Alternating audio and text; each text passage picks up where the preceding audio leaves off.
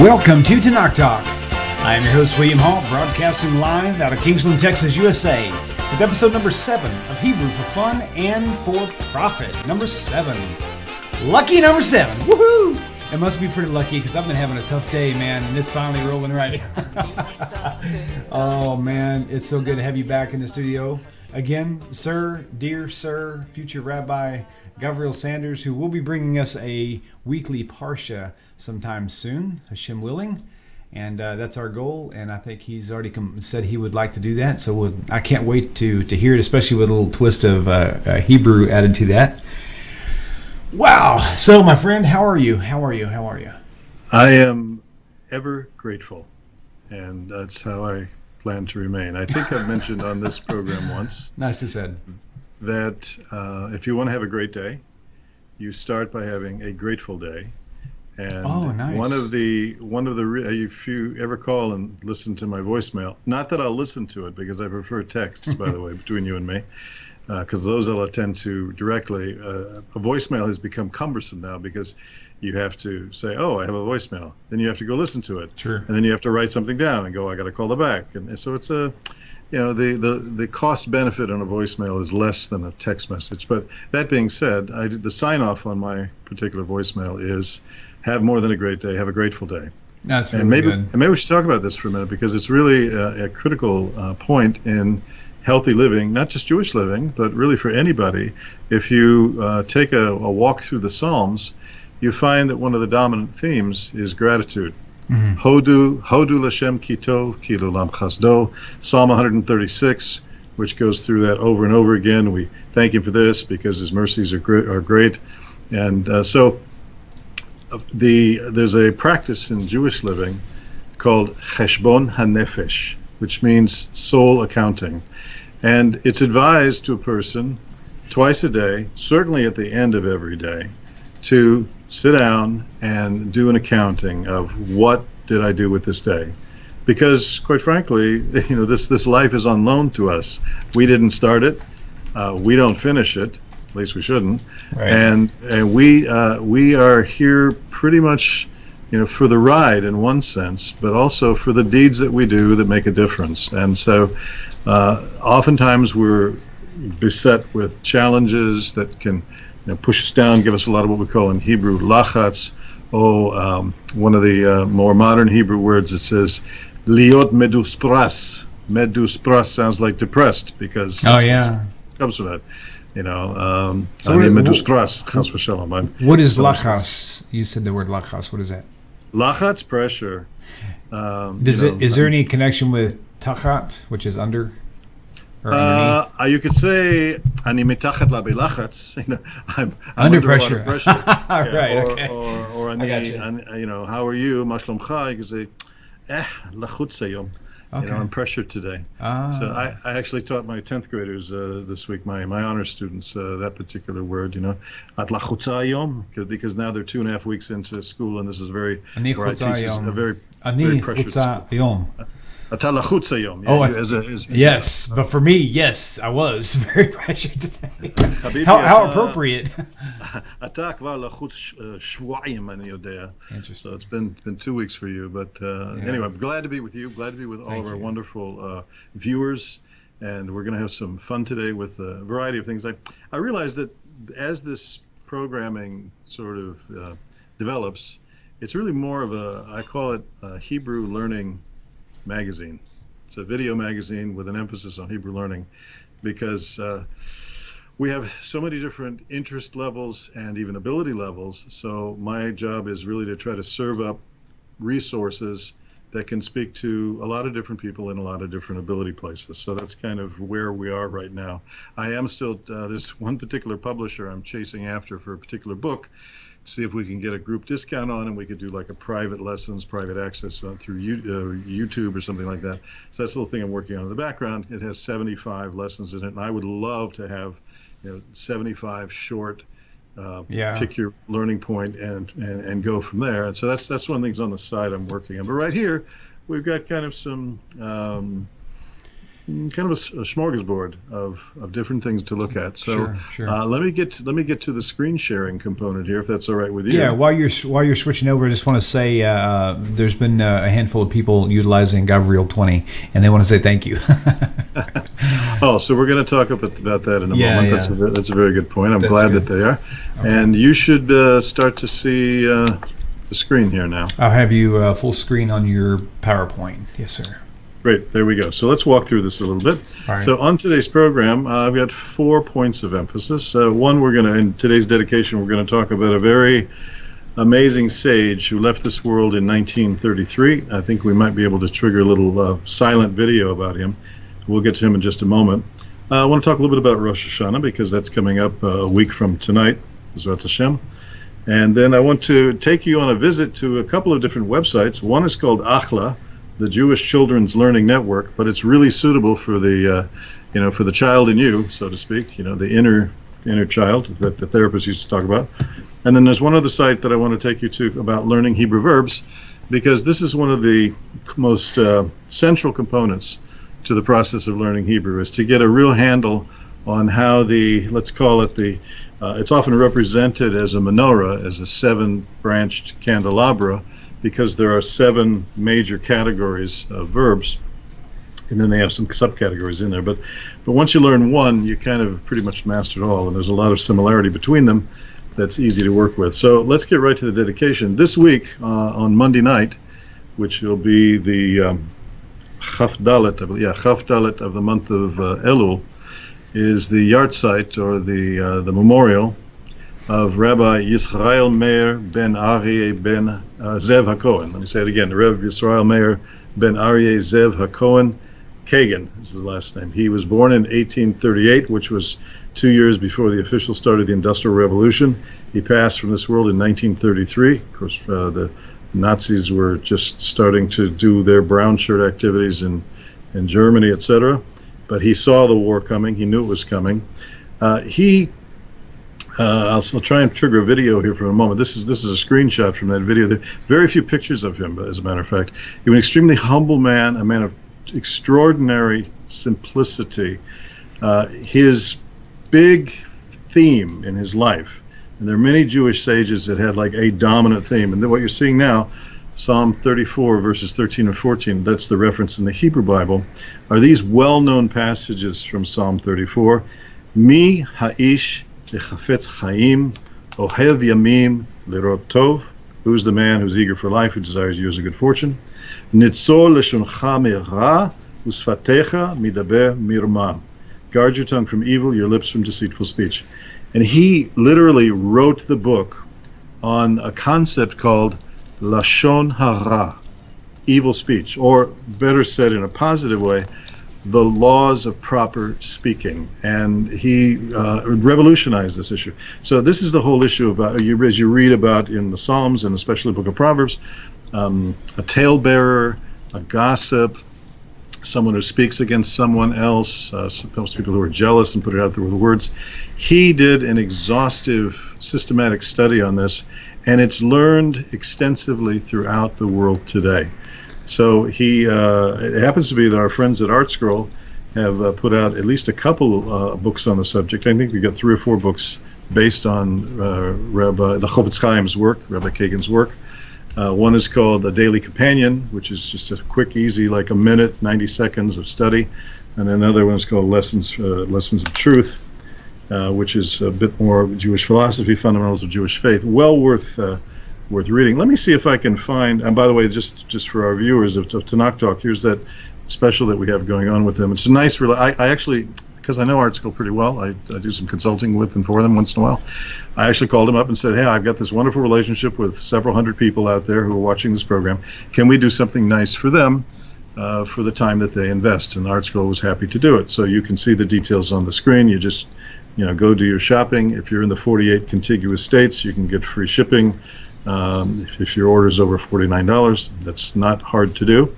By the way, there's a brand new cookbook that just came out called Our Table. I did a little bit of work on that. It's well worth looking at, so you go to artschool.com. If you're looking for a nice kosher Rosh Hashanah gift to give to somebody, or for yourself, or for your wife, or somebody you care about, like yourself, I suggest looking up at that book, Our Table, Nice. by Renee Miller, and she's a brilliant person. She was born and raised in the south of Switzerland, on a lake that borders northern Italy. She speaks 6 languages, lives in Lakewood, New Jersey, and did a phenomenal job. It's one of the finest cookbooks. I've worked on many cookbook projects. This is one of the best ever. So anyway, that's it. Let me see if I can. Okay, I gotta throw a question. So Yeah. it's called Our Table. So would that be Shulchan? Oh, Shulchan, yeah, sure. Okay, cool. So Shulchan. But most people would say HaShulchan Shalanu. That's just. Oh yeah. Actually, yeah, that's what I was trying. You know what's funny? I was thinking I was missing something. That's what it was. Shalanu, unto us, the table unto Shulchan us. Shalanu. Right. Okay, sweet. Let me see where I put that. By the way, I really enjoy interrupting you because you answer my questions. Well, that's my job, brother. So here, let me see if I can bring. Can you see this video? I can. Okay, so this is a silent video. So let me trigger it. That's nice. I'm triggering this from a website that I use for my educational videos with my students called Edpuzzle. So if we have any teachers amongst us, Edpuzzle is a wonderful place that you can customize your own videos, whatever you're pulling in from whatever source. This one comes from YouTube. You can drop questions, audio or written in there. Students can't fast forward. They have to answer the question, but no questions here. This is from 1923 at a convention in Vienna. That's the Chofetz Chaim in the middle, short of stature. These fellows escorting him did not like videos very much. One of them put his hand up in front. You can see that guy waving us off. But Right. that's rare footage of the Chofetz Chaim. I'll play it one more time just so you can see. Most people didn't really know what he looked like. The pictures we had weren't really. We didn't think they were reliable, but it turns out they were. That's amazing. And you notice how he keeps his hands up. He rarely ever put his hands below his waist. And that was out of concern for modesty. Wow. That's the kind of giant that he was. You think, well, who cares about that? How do you put your shoes on, things like that. But he was an amazing person. So let me see if I can get. Okay, there we go. We're back to normal. So let's switch now to Rosh Hashanah, which is where we are, coming up a week from tonight, Bezrat Hashem, Okay. for Monday and Tuesday of next week. There's a passage that comes up frequently in the Rosh Hashanah Machzor. If you know what a Sidur is, which most people do, the Jewish prayer book, then for Rosh Hashanah and for high holidays and so forth, we use something called a Machzor or Machzor in the Ashkenazi pronunciation. And up comes this phrase, Kol ba'ei olam ovrim lefanav kivnei meron. It's a curious phrase. Literally, right underneath, all humanity passed before him as, quote, sons of Meron. Meron is a mountain in the Galilee region, just to the north and slightly to the west of the mystical city of Tzfat, which is northwest of the Sea of Galilee. And Meron had some mountain passages, for pedestrians to walk on the mountain, but they were very narrow, very, and so two people could not walk side by side. So the idea is that all humanity passed before Hashem, like someone walking along that path in Meron. It's only one by one, or as we say in Hebrew, they say para para, cow. Cows walk in a line, following each other. Huh. And so when we come to before Hashem in Rosh Hashanah, and notice that it says here, Kol ba'ei olam. All those who come into the world, okay? It's not just for Jews. Many people think that Rosh Hashanah is a Jewish holiday. That is incorrect. It is a holiday for all the world for what's called Yom Hadin, the Day of Judgment. And it's really in the same way that a business conducts an inventory. It's like an annual inventory, an annual accounting that takes place. So an alternative translation of this, of course, is that all mankind passes before him as sheep. I meant to trigger that narrow passageway. You go through one by one. And here's the reminder that we're all, at the end of the day, we're all the sheep of his hand, or the sheep of his pasture, as the book of Psalms says to us. So Rosh Hashanah, as you come to it, and maybe you're watching and you're not Jewish, but you identify with a lot of these things, I understand that. At least take some time on Monday and Tuesday of next week to sit and do some soul accounting, because on Rosh Hashanah there's the decree goes out about who will be born and who will die, who will be wealthy, who will not, a person's health, all these different things are determined beforehand. And people say, well, is there anything I can do to change? And so I showed my advanced Hebrew students at my high school recently about a 4-minute clip. I wish I could do it here, but it's just, the Hebrew level is elegant, gorgeous. Rabbi Zamir Cohen from a program called Hidabrut in Israel talked about the fact that a person may be born with a certain, we call it mazel, which is like a proclivity or a package of inclinations and capacities, but he can change those by changing his deeds. And this is a revolutionary thought. When I was a Christian, I thought that you were stuck. Your programming was your programming, and only, quote, the third person of the Trinity, we know who that is, could override that programming and cause me to become something that I wasn't. And yet the message of the prophets, especially Isaiah, look at chapter 1, and you'll see that the message is that I've got to change my deeds, render my heart and not my garment, and I've got to have an internal change that it reflects itself outwardly. And that's why the Rambam, 900 plus years ago, when he wrote in the Mishnah Torah his 14-volume commentary on the Talmud and how to apply it, said in the laws of tshuva, the laws of repentance, that there were 3 principal things that we need to focus on in Rosh Hashanah. And one of those was called charata, which is regret for feeling, really feeling in our heart that we regret what we've done. Secondly is a confession of it, a verbalization of Hashem, I have transgressed, this is what I've done. And the third thing is a resolve that by Hashem's strength and help, not to do it again. And there is a lot of detail on the subject if a person looks at that. And I have a book in front of me that just came out from art school right now. I don't have a picture of it, I might show it on the screen, called Sharei Tshuva, which was written, get this, in the 1200s, by Rabbeinu Yonah of the town of Gerona. Can you toggle your screen back and let me see what you're looking at? Yeah, let me see if I can toggle that back for just a second. Where am I here? Let me see if I can come up over here. Oh, I'd have to stop sharing. So just remind me at the end and I'll show it. Okay, that'd be good. So I'll show that at the end. And now how do I get back to where I was? I love it when I do that. Here we go back. It's a little bit tricky. There's so many tabs and buttons and clickable areas. It's really hard to remember where those are at.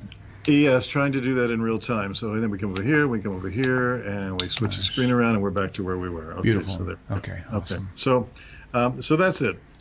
I just wanted to say that much about Rosh Hashanah, and let's have a little fun with the idea of Rosh Hashanah here for a minute. I'm going to go over to my. Did I get rid of it? I must have. No, I didn't. Okay. I like using this new browser from Brave, brave.com, because it just eliminates so much of the garbage that's normally associated with the browsing experience. Right. And here's some of the vocabulary for Rosh Hashanah. And you can see up here at the website's called Achla, AKHLAH.com, or here in Hebrew, Achla. Achla is actually not a Hebrew word, it's an Arabic word. And there's a lot of Arabic that's used in Hebrew, like sababa, Achla, and Achla means kind of cool. That's basically cool, great, wonderful. It's one of those happy types of words. So here at Achla, which is the Jewish Children's Learning Network, some great content here, by the way. And so here are some common vocabulary words that are associated with Rosh Hashanah, which you can see here. L'shana tova tikatevu. And this is where we wish someone that they should be inscribed or written down, like in Hashem's book, as it were, as an accounting ledger. They should be inscribed for a good year. And here you've got also the what do you call it? In English, what's the word? Ktav Yad, the script. Oh yeah, like the cursive or whatever. That's right, cursive. There we go. Rosh Hashanah, Yom Hadin, Yom Truah. Truah is what this day is called in the Hebrew Bible, where it's called a day of blowing on, of course, the next word, the shofar. I mentioned to you a few minutes back about Machzor, which is the prayer book that's used on the high holy days. And then also on the first day of Rosh Hashanah, we practice something called Tashlich, which is we go down to a body of water and we symbolically sort of cast our sins. There's some specific psalms that we recite and some prayers that we say, and kind of an emptying of the pockets, kind of a turning out of what's inside of oneself. that's one of the things that I found so compelling and so beautiful about Judaism is it brings spirituality down into the physical. Again, back in my previous life, I had antipathy towards this world. Love not the world, because all the things that are in the world, et cetera, et cetera. We know that passage from First John. And that creates this kind of antagonism toward the world that Psalm 24 says, the earth is the Lord's and the fullness thereof. So how are you going to have antagonism and antipathy toward the gift that God gave us as the laboratory that we get to practice bringing spirituality down into the physical and then elevating the physical into spiritual significance? Both those things, that's why my one word definition of Judaism is elevator, because it's about those two things. Nice. So anyway, this little website has a lot of fun things here. If you're still at the, let's say, the alphabet level, the Aleph Bet, there's a fun little game here that's sort of like a concentration game where you can try and find the matching here. Well, I didn't win there, and I didn't win here, okay? But you can practice looking. There they are, so I won one. No, I didn't. There's a hay. Hay and they were just red. Well, those are both hays. What's the matter? They I guess they need to be the right color. I guess. Yeah. No, see, that didn't work.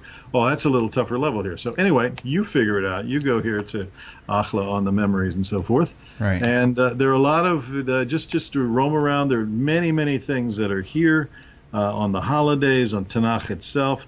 If you're interested in learning more about Israel itself, there's a lot of great information that's here. If you're homeschooling children, for example, this is a wonderful website that you can use for teaching them many different facts and history and background on Israel that's simple and quick, that you can take a look at and get the whole story, whether it's the presidents of Israel, prime ministers, symbols, fast facts, etc. I like this website very much. It's a wonderful place to play. Okay. So going further past where we were, I want to talk for just a few minutes about Hebrew verbs. We talked about the menorah. This is a screen clip from one of the textbooks that I use from Ulpan Or, this fantastic program in Israel that does a lot of online training. All of our books and workbooks, etc., are all digital. I have my students in 9th and 10th grade are all sitting there. It's fascinating. I got 25 students in one class, 23 in another, whatever, 20 in one, 10 in another, that are sitting there with their iPads, and we're doing everything digitally. And we do our work there. There's a program called Good Notes. They suck it in there so they can edit on it and write things in Hebrew with their finger or type, send it to me. It's just a whole different world now of paperless educational efforts. So the Hebrew verb, as I said, is a core component to learn. And it's different in mindset. For example, William, when you look up a verb in the English dictionary, what tense do you look up? Is it in the past, present, or future? A verb. Oh, wow. I would think present. Yes. Right. Yes, correct. And in Hebrew, we have to constantly, if we're going to look at for how to find the word in the dictionary, we have to ask ourselves a question: what did he do yesterday? Because it's going to show up as is the masculine singular, he, right, in the past. Okay. So we ask him, what did he do yesterday? So if I take a word like, kotev, right, ani kotev, well, that's right now. That's the present tense. So how am I going to find that word in the dictionary if I want to go look it up? Well, I'm going to have to think, well, what's the word for he wrote, which is katav. And so that's the basic building block. It all starts off of that simple 3-letter root, in some cases 2 letters, but in most cases 3-letter root. Thank you, McAfee. I don't need you right now. Okay, thanks for that commercial. So in the big picture of what you're seeking to learn, you're going to be looking at something called Pa'al, and then there's Hifil and Pa'al, Hitpael, Pual, Hofal, and Nifal. Don't let your head go crazy about this terminology. They're just kind of placeholder words for a certain concept. You learn one at a time, and away we go. So I want to take those of you that are a little bit more advanced level, that have some experience already with Hebrew verbs, and let's we've never been to this website, have we? No, I don't recognize this. Okay, this is a great one. It's you can see up here in the URL bar, Hebrew-verbs.co.il. And this is a great place to get a handle on them. You can choose a verb in English or choose a verb in Hebrew, either way you want. So we come over here. There's a pull-down menu with quite a number of verbs on here. And we mentioned the word write a moment ago, so let's take that one. Take the word write. And there are a few simple things to look at here. First of all, it will give you the root, which in Hebrew is called the shoresh, which, by the way, the word shoresh is one of those words that has a derivative in English, which is the word source. Okay. You can hear that in there. And of course, there's over 22,000 documented Hebrew words that in one form or another exist in the English language, which is why we say Hebrew is the prototype language of all languages, not something from Indo-European. Okay. And then we have what's called the infinitive form, or the to do something, and this is lichtov, to write. So first thing off, they give you is the root. They give you the infinitive form, to whatever. And then they give you 3 columns. If your screen is wide enough, if your screen's too narrow, if I make this much bigger, it'll give it to me in 1 long column, but you want it in 3 columns. You have the present, which is hove, past, avar, and future, atid.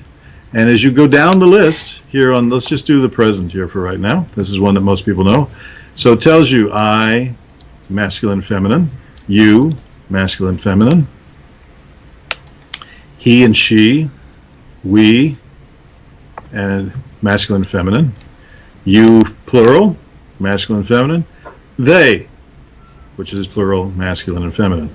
And then it'll give you the same thing here in the middle column for the past and for the future. And the way to do this is you learn one, so to speak, you learn them all. And then down at the bottom we have something called the imperative, which is the command form, where I say to you, do this, sit, drink, eat, the command form. So, but quite frankly, for those of you that are more advanced learners, Hebrew commonly uses a future form as a more polite representation of a command. So if I said to you, instead of ktovidze, write this, I'd say, William, tichtovidze.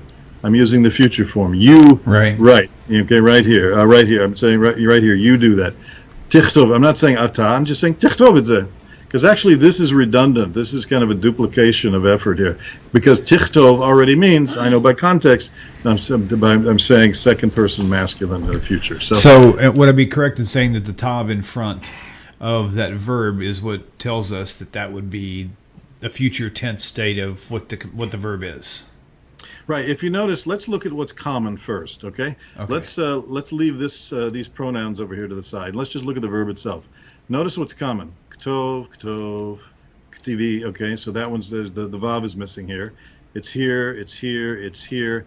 It's in almost every place with some exception. But those are regularly occurring exceptions, which is why I say if you learn one, you learn them all. Now, this particular verb happens to be what's called one of the shlemim. You can hear the word shalom in there, by the way. Right. Shlemim means whole or entire. There are 2 types. I'll make this very, very simple. There are 2 types of Hebrew verbs, strong ones and weak ones. And those strong and weak verbs divide themselves out into the 7 categories of that candelabra that we talked about. Okay. So what makes a verb strong is the types of letters that make up the root. What makes a verb weak are the types of letters that make up the root. Okay. And there are certain regularly recurring letters which are weak ones. A yud is a weak one. A nun can be one because it can fall away. An aleph, a hey at the end of a word in particular. So like we see the word lehitraot which is an infinitive, to see you later. Doesn't mean just see you later. It means to see you later. Right. So there's certain, again, they're regularly occurring. You learn one, you learn them all. I do not like so much that people try to learn Hebrew through grammar. It's dead, dry, boring. The best way to learn it is through conversation, and then through the action of conversation, you pick up context and meaning along the way. Then you're always dealing with something that's real and relevant and relational. And in that, I just said a huge bunch of theory without having to go into it. So this is a great little website for that. I mentioned a weak verb, so let's take one, which would be, let's take the word drink, shote. And you notice there's a hey on the end of on the root, and you notice what happens to it over here. Right. Where'd the hey go? Yeah. The hay said, "Hey, I'm out of here." Lehitraot. The hay said goodbye and said lehitraot, and it leaves you with the oat right here, right? Mm-hmm. So you see this. So lishtot is to drink, and if I come over here and I look at the present, shote and shota, and then if you come down here to the plural form of it, whoops, the hay's gone again. Right. Shotim. All right. So you know that from what you learned. Shotot and shotot. Now, mystery on YouTube says, YouTube chat said that's one complicated looking alphabet. And you know what? I have to, thinking back when I first started learning, I was thinking the same thing. I was told that Hebrew is one of the easiest languages to learn. But when I started learning it, I was thinking, you got to be crazy. But it's just like learning a game. I mean, anytime you jump into a game for the very first time, it seems like a burden. But once you slowly start to learn the rules, it becomes easier and easier. And even your learning process becomes easier, which will propel you even further and faster. So it's a great comment, though. So what was his name? His screen name? Actually, the screen name is Mystery. I like that. Okay, Yeah. because that is it's a Hebrew word. It's a Greek word. It's an interesting word. The word Esther, astir, means to hide or for something to be hidden. Nice. But I want to mention something to our friend Mystery. I appreciate the comment. People spend hundreds of thousands of dollars, some people do, or certainly hundreds, if not thousands of dollars, running to seminars. I'm thinking of Tony Robbins and Brian Tracy in the sales world and a number of other people like that, Miriam Williamson, for the people that are into the New Age stuff. And they want someone to pour fuel on the fire of their desire so that they can go higher and acquire. And that's what they want to do. And I came across a wonderful quote this week that really applies to the Hebrew language and to Mystery's comment very well. And the statement was, don't trust motivation, trust discipline. Wow. Nice. Yeah, that's very strong. That's very strong. And so what do you do? I say as I teach my students each week, to progress in a language, you have to make mistakes. The problem with that is that we're adults, and adults don't like to make a mistake. Children don't care if they say wah wah wah, and I want water. Mm-hmm. Okay, but for an adult to walk up into a restaurant and sit down in Israel or someplace and say the adult equivalent of want wah wah is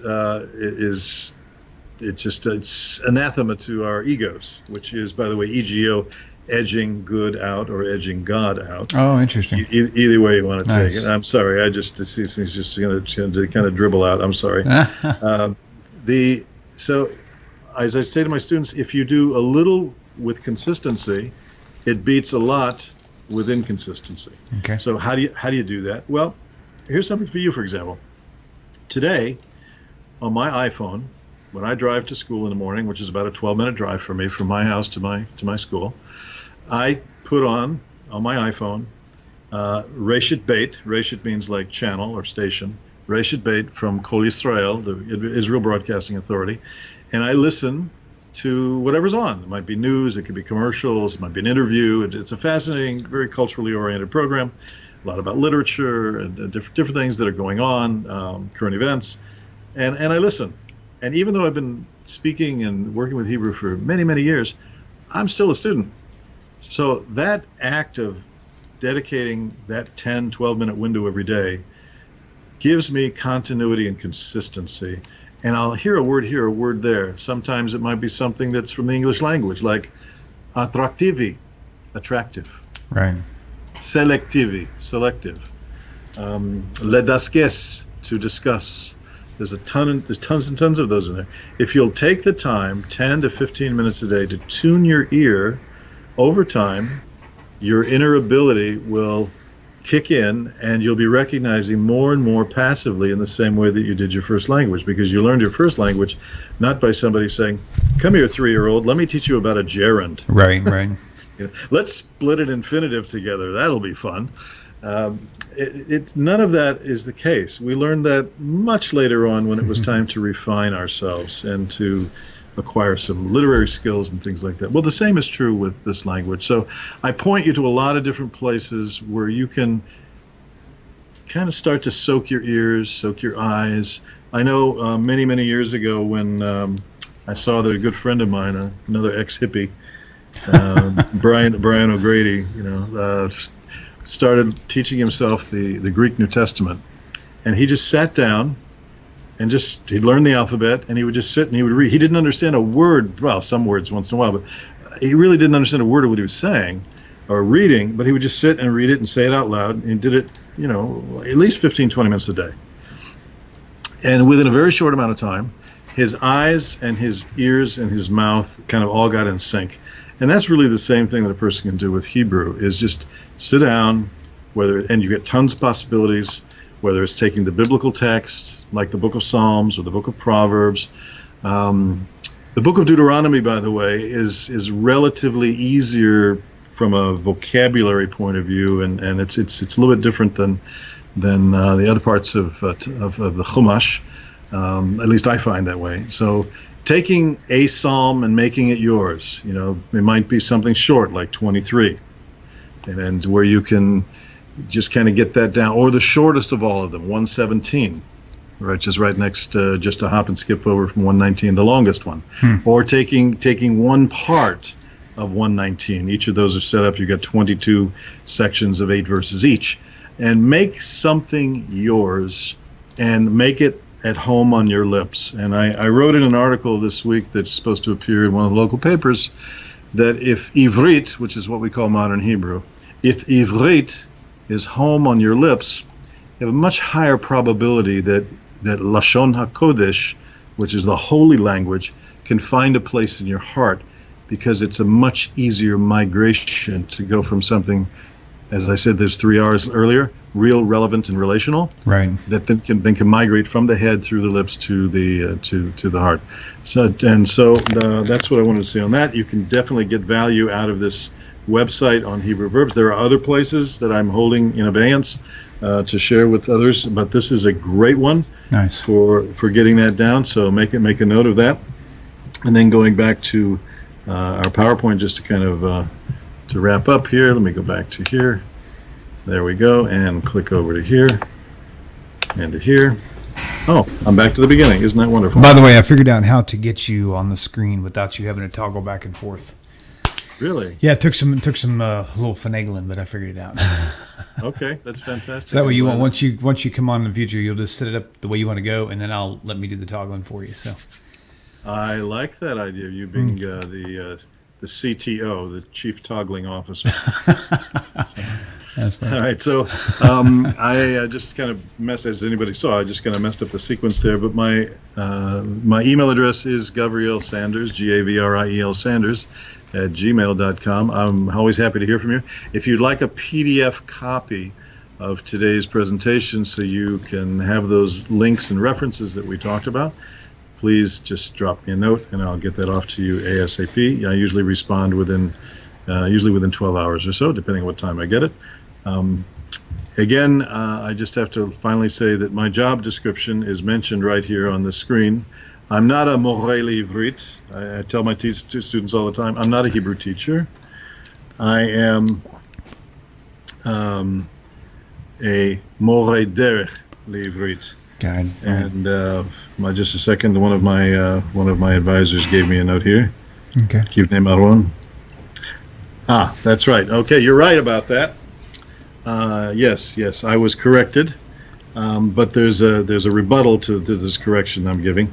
Kivnei Maron it shows up in something called the Unasana Tokef or Natana Tokef, which is one of the highest, if not really deepest, points in the Rosh Hashanah prayer experience. And I was corrected here about a certain vowel point underneath Maron as opposed to Meron, but the reference still stands as an analogy of going through a narrow pass one by one.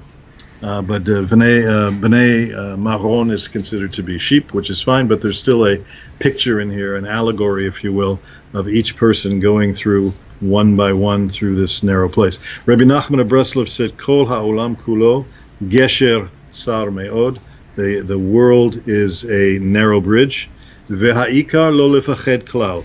And the main thing is not to be afraid at all, which is a wonderful prescription for better living. So Anyway, Awesome. I thank everyone for their patience and their involvement as we enjoy this real-time program. And any comments or questions for you on the actually, comments. Cram3360 says, Ani ohevet ivrit. That's awesome. That's awesome. Okay. Ani Gamken. I have a button that says that I wear at school. It says, Ani, lev, Ani heart ivrit, or ledaber ivrit. So nice. It's a wonderful, wonderful experience. Baruch Hashem, changed my life dramatically, permanently. And today it's never been more accessible. So I just want to say one last thing, I guess, as a point of reinforcement, and that is that since it's available to tune into, if you go to Arutz Sheva, Israel National Radio, they have a wonderful jukebox there of all kinds of music, including the Israeli oldies, which are really my favorite, the Israeli music from the 60s and 70s in particular, early 80s. The music of Nomi Shemer and Yoram Gaon and quite a number of other Israeli artists.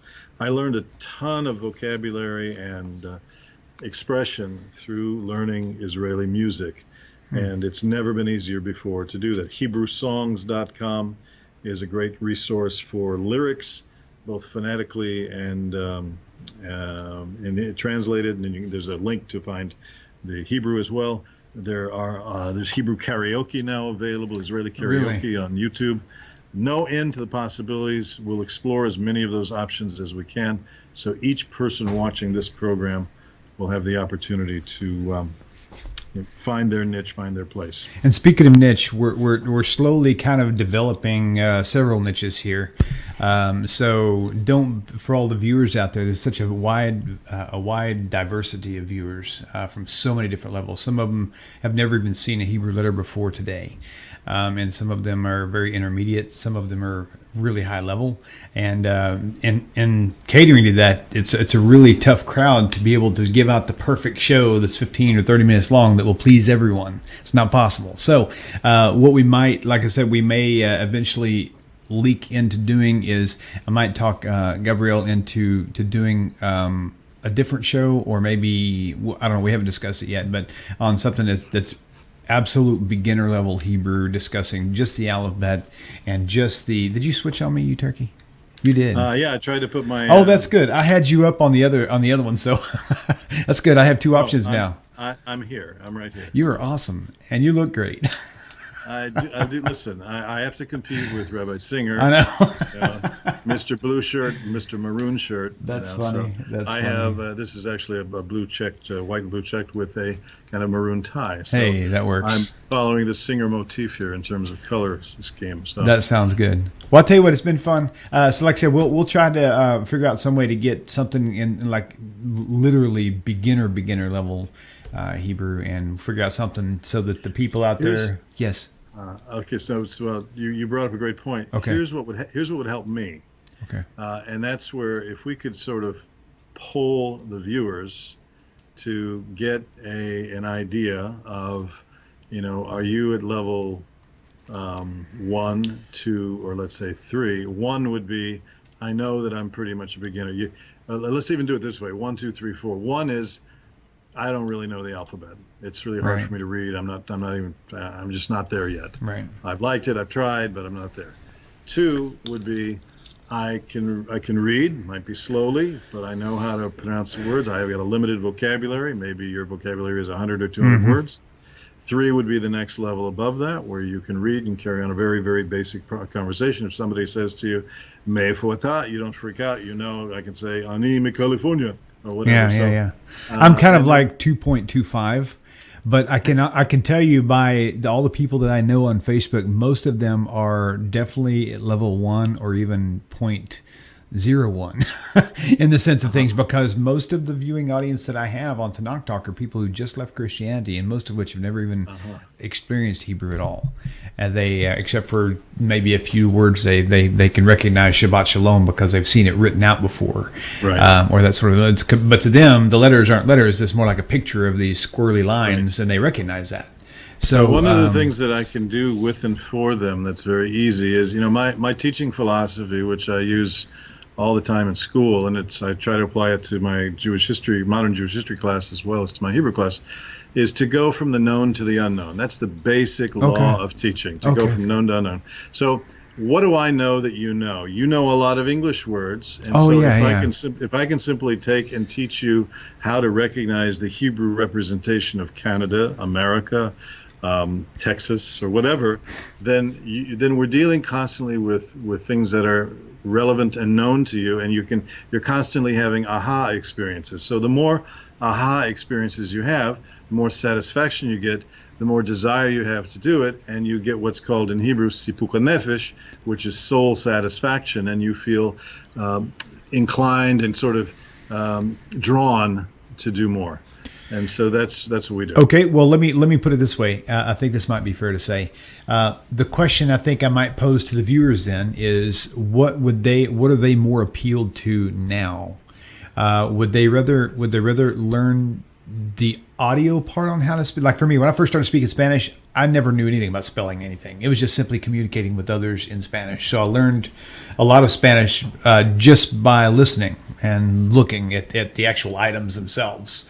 Or do you want to learn Hebrew on how to read and write, so that you can literally get you as fast as you can to reading out of the Torah and the Tanakh in the Hebrew?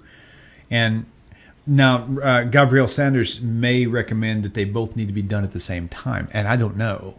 But I am curious, for the viewers, what is it that you're wanting to do? Are you wanting to just learn Hebrew so you can learn to speak it, or which one is most important to you? The speaking part, or actually reading it, learning the letters, and being able to read it out of your Tanakh?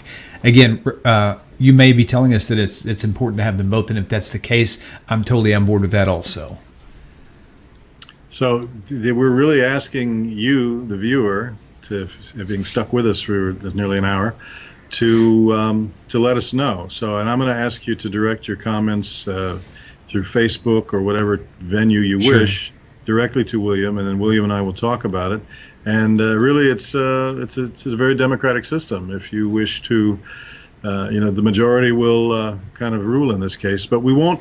By the way, we won't ignore the expressions of those who come in numerically at another category. We'll just try and figure out what we can do. But let's take care of first things first and find out what the real broadest level of interest is. That's a good plan. TanakTalkQuestions@gmail.com. Just in the memo, please put either HFFP or just Hebrew, and then I'll know exactly how to categorize your email. So I do appreciate all the viewers. Thank you, Gavriel, for your time. Always a joy, and look forward to seeing you next week. On time, same place. Not same time, but on time. That would be my bet. Okay, thanks for being flexible. I appreciate it. All right. Shalom. Shalom, everyone. Good to see everybody. Take care. Bye, everyone. Bye-bye.